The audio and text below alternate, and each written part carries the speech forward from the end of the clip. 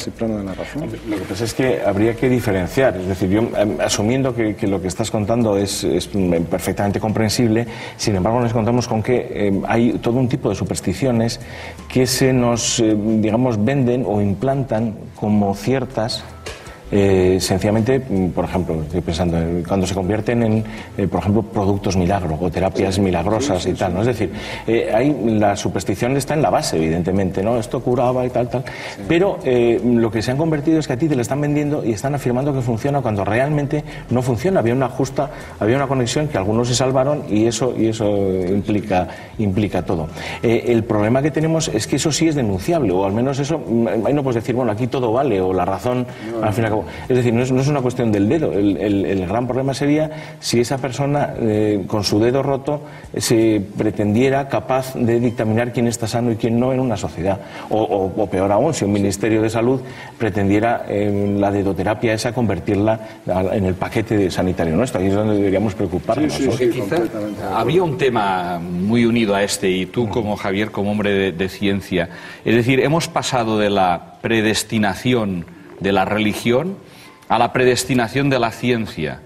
A ver, te explico. Uy, ya quisiéramos, ¿no? No, a ver, sí. Es decir, si antes en el siglo XVI tenías un sino, tenías un destino al cual tú no te podías revelar, ahora también parece un poco lo mismo. Es decir, ahora parece como si el sociólogo o el psicólogo te digan que este niño va a ser delincuente porque ha nacido Es decir, existe otra predestinación que te viene ahora dada quizá por la ciencia o por las ciencias que, yo creo que cuesta mucho después luchar. Ese es un uso torticero de la ciencia. Es decir, lo que pasa, ahí seguimos con el mismo pensamiento mágico, con el mismo pensamiento supersticioso.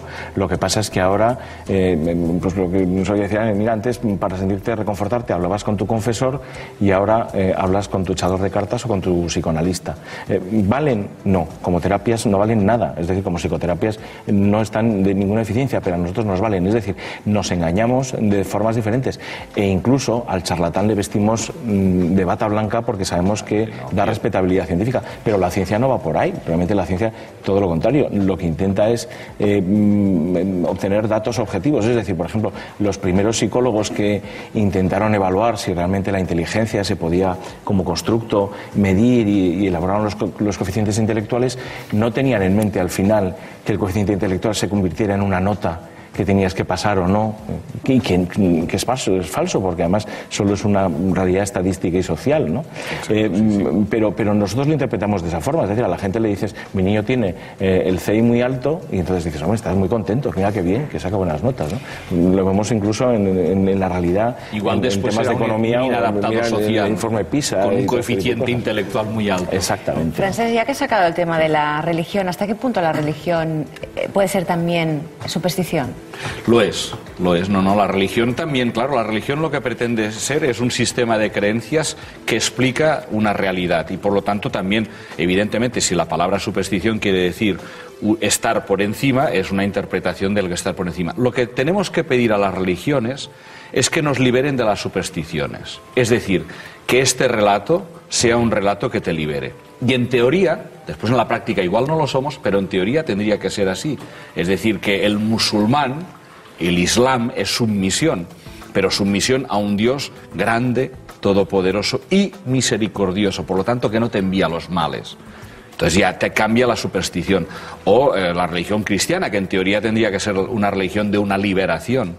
Si tenemos un salvador, alguien te ha salvado de que si se te cae el salero no te vendrá, o ves un gato negro o pasas por debajo de una escalera, no te vendrán los grandes conflictos de tu vida, porque alguien ya te ha liberado de estos conflictos. Por lo tanto, las religiones tendrían que ser, en teoría, una liberación de la falsa superstición.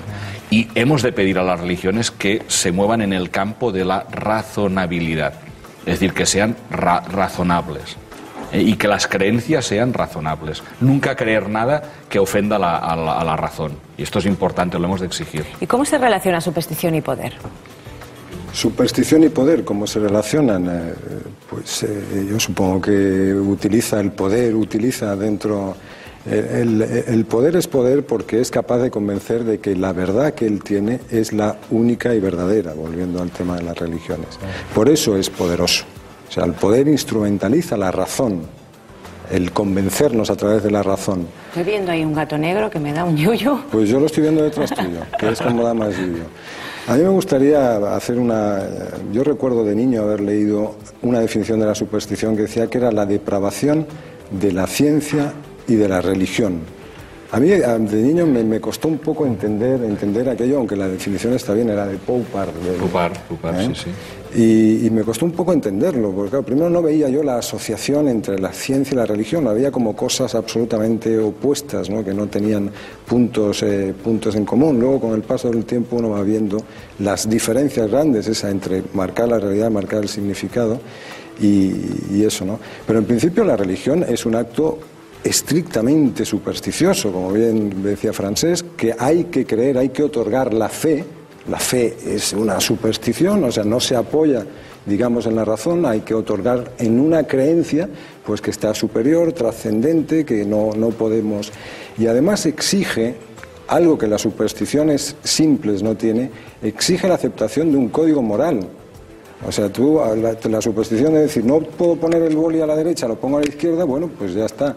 Sin embargo, el adorar, por ejemplo, a una divinidad exige el tener que aceptar el decálogo, ¿no? 10 mandamientos de conducta, 10, es decir, estar sometido a ella. Pero que te puedas resarcir de tu mal destino. Es decir, que el punto de gravedad caiga no sobre un halo que tú no dominas, que quizá por ese es el poder, o las personas que tienen poderes en el campo de las religiones, porque dominan o te quitan el mal de ojo, es decir, que tú también puedas dominar tu propio sino. Yo pienso que esto es importante, es decir, ¿qué espacio dan las religiones o las creencias a lo que tú puedas hacer? Yo puedo dirigir mi vida, yo no estoy dirigido como un muñeco de alguien que dirige mis hilos, sino yo tomo una decisión, y las religiones... Por eso quizá un aspecto importante en la religión es la conversión, es decir, la parte que uno invierte de uno mismo. Pero también uno es el culpable. Es decir, que la decisión, el concepto del libre albedrío, que es ese que te permite guiar, digamos, tu vida, también es lo que te culpabiliza y te hace culpable de no cumplir ese decálogo que te manda esa autoridad. Del mismo modo que es imposible crear una religión sin una ley de compensación moral, es decir, un karma, un cielo, un infierno, un nirvana, un samsara, cosa que es absolutamente, en principio, supersticioso. Es decir, ¿por qué tiene que haber, yo si me porto mal y tal, pues luego me van a compensar o no me van a compensar? Ahí lo que pasa, yo creo que ya entraríamos ya en otra dimensión, y es esa de la trascendencia, posiblemente ese error antropológico de los predecesores de los humanos modernos, que cayeron en pensar que tenían alma y que tenían un alma inmortal, ¿no? Y este es el gran problema de todo el origen. En cualquier caso, la similitud de lo que estábamos diciendo es que fijaros que tanto ese pensamiento supersticioso como el pensamiento religioso se impone, o se nos impone, o lo aprendemos con la intención de que sea totalizador, da soluciones completas dentro del dogma. Oye, tú vives perfectamente, puedes tener hasta un código moral, tienes todo. Sin embargo, digamos que la razón, o en este caso la ciencia como producto del análisis racional de la naturaleza, primero no te da soluciones totales, y además no te da soluciones absolutas. Es decir, te da aproximaciones a la verdad.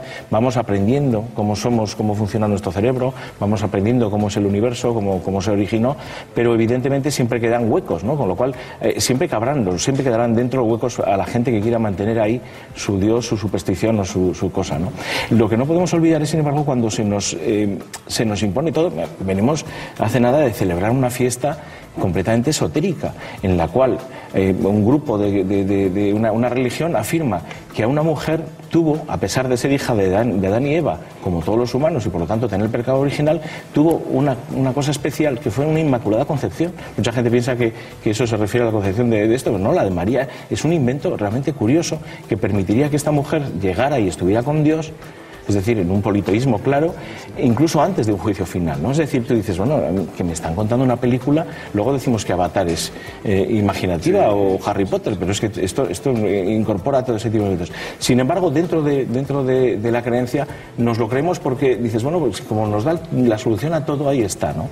Y este es el gran poder que hace, y ha hecho a lo largo de la historia, que los sistemas de pensamiento totalitarios o religiosos, este tipo de ideologías que nos solucionan, sobre todo cuando te aseguran el más allá, se hayan convertido en una forma de hacernos un dogal al pensamiento y evidentemente al movimiento, ¿no? Señores, no es cuestión de superstición, pero tengo que despedir ya esta tertulia porque si no temblarán los cimientos. Exactamente, gracias.